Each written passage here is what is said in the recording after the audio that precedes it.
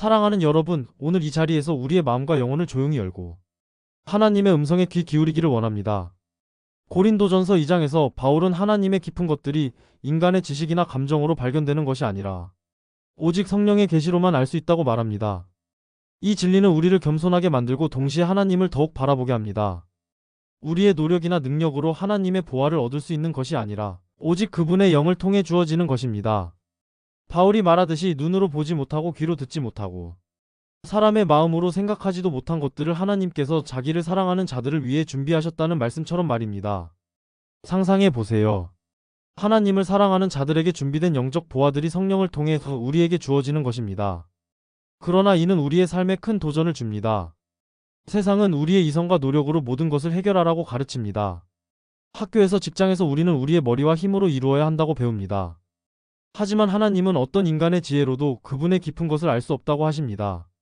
왜냐하면 그분은 그분의 영광을 인간의 힘이나 지성에 나누어 주지 않으시기 때문입니다. 오직 성령을 통해 주어진 것을 받을 때에만 그분의 계시를 알게 되는 것입니다. 우리의 영혼 즉 우리의 감정, 생각, 의지들이 중요한 역할을 하지만 그것이 하나님의 뜻을 알게 하는 수단이 될 수는 없습니다. 대신 성령으로 다시 살아난 우리의 영이 하나님께서 주시는 것을 받을 수 있는 통로가 됩니다. 이 진리는 오늘날 우리의 부르심에 더욱 중요합니다.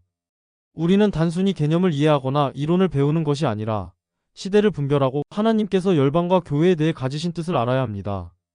그런데 이것은 계시 없이는 불가능합니다. 하나님은 성령을 통해서만 그분의 깊은 것들을 알려주십니다. 예수님께서도 요한복음 6장 63절에서 말씀하셨습니다. 살리는 것은 영이니 육은 아무 유익이 없느니라. 내가 너희에게 이른 말은 영이요 생명이라.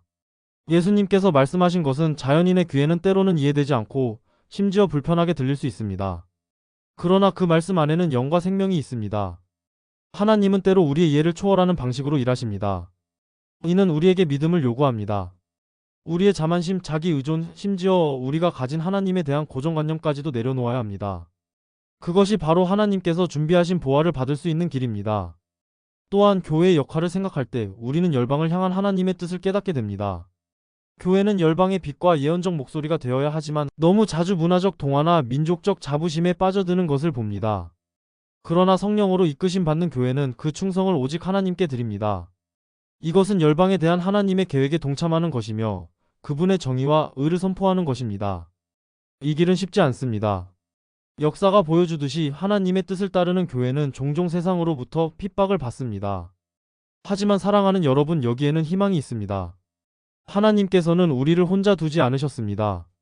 그분은 성령을 주셔서 우리를 인도하시고 강하게 하시며 그분의 뜻을 나타내십니다. 우리가 성령께 순복할 때 하나님께서 우리를 겸손하게 하시고 담대하게 하셔서 그분의 진리를 사랑으로 말할 수 있게 하십니다. 이것이 우리의 부르심입니다. 성령의 사람들이 되어 겸손히 기다리며 그분께서 주시려는 모든 것을 받을 준비를 하는 것입니다. 이 소망으로 우리의 마음이 가득 차기를 원합니다. 아멘.